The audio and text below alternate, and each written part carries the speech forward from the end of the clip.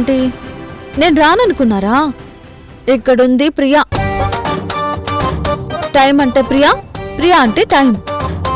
అది మర్చిపోయినట్టున్నారు. అదేంటమ్మా ఆటో అక్కడ ఆపావు? స్టాండ్లో పెట్టాల్సింది కదా.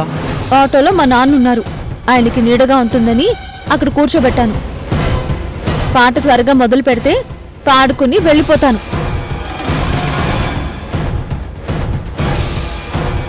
నేను రానేమో పాట పాడేసుకుందామని కొంతమంది అనుకుని ఉంటారు. పాటలో అయినా, ఆటలో అయినా, పోటీలో అయినా గెలుపు నాది.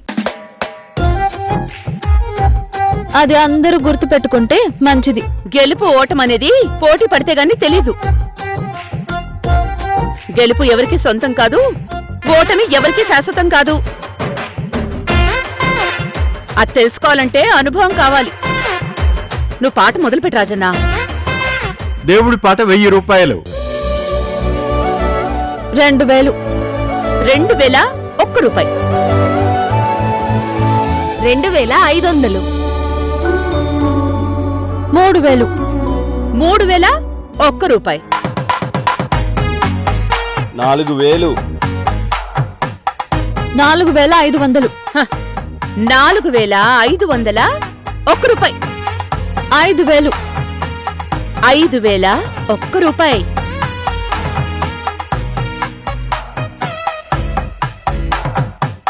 5500.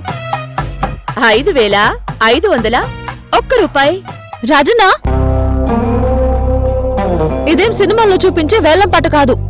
1 రూపాయి పెంచుకుంటూ పోవడానికి. ధైర్యం ఉంటే తనకి తానుగా అమౌంట్ పెంచమను. అంతేకాని నేను పెంచిన దానికి రూపాయి ఎక్కువ పాడి నన్ను రెచ్చగొట్టొద్దని చెప్పు.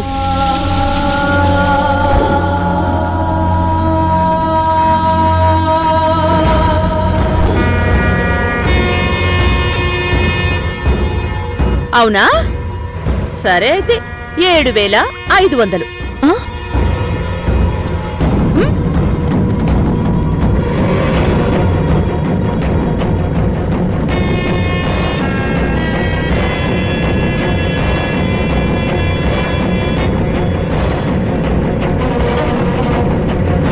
ఏంటలా షాక్ అయ్యావు? పెంచమన్నావుగా, పెంచాను. నీకు చేతనైతే నువ్వు కూడా పెంచు.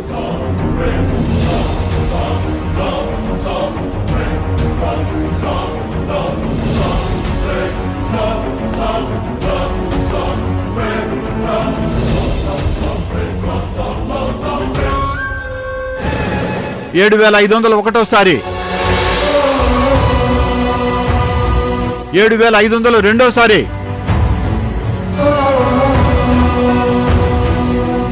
7,500 మూడోసారి. ఈసారి చీటీ వచ్చింది రాణమ్మకే.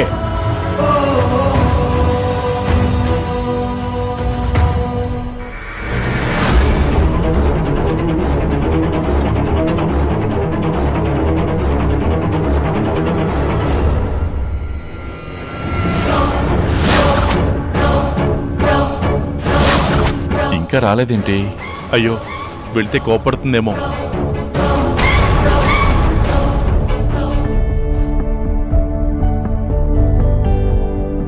ఆటలో అయినా పాటలో అయినా గెలుపు నాదే అని ఎవరో అన్నారు. మరి పాట పెంచకుండా ఓటమిని ఒప్పుకున్నారు ఎందుకో పాపం.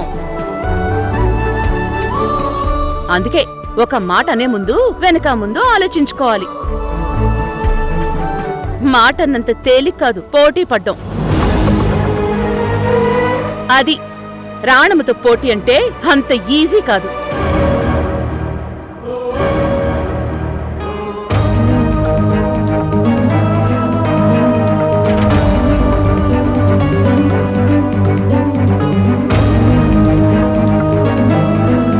ఏంటి రాణమ్మ, తనతో నీకు పోటీ ఏంటి?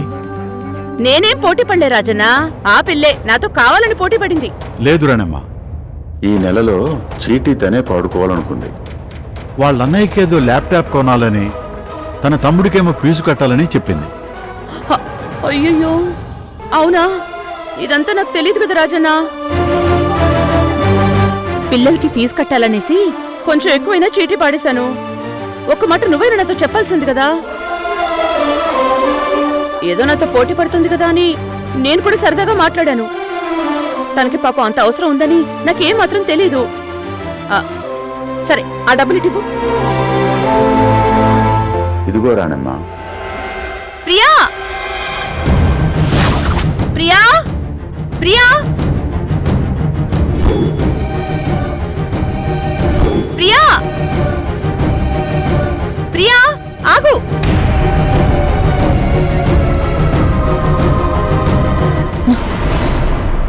ప్రియా,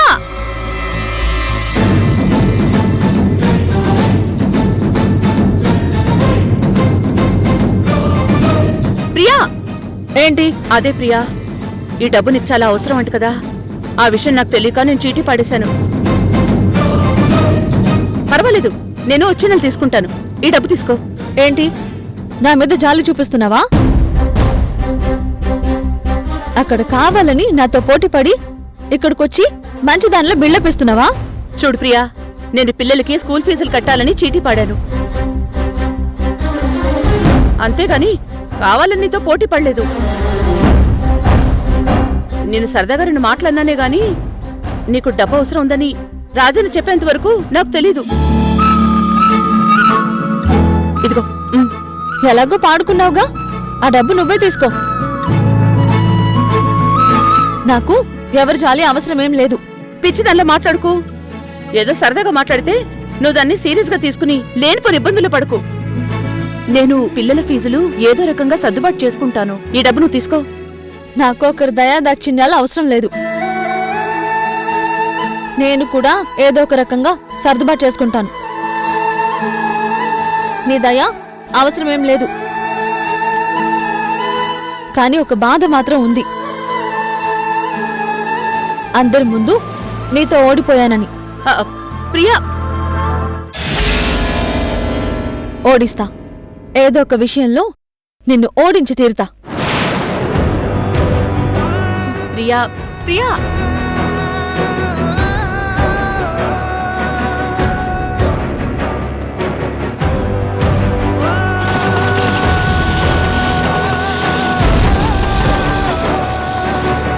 ప్రియా, ఏమైందమ్మా? ఏం లేదులే నాన్న, మీరు పాటలు వినండి. నాకు నిద్ర వచ్చేస్తుంది. ఇంకొద్దులే అమ్మా. ఇదిగో తీసుకో.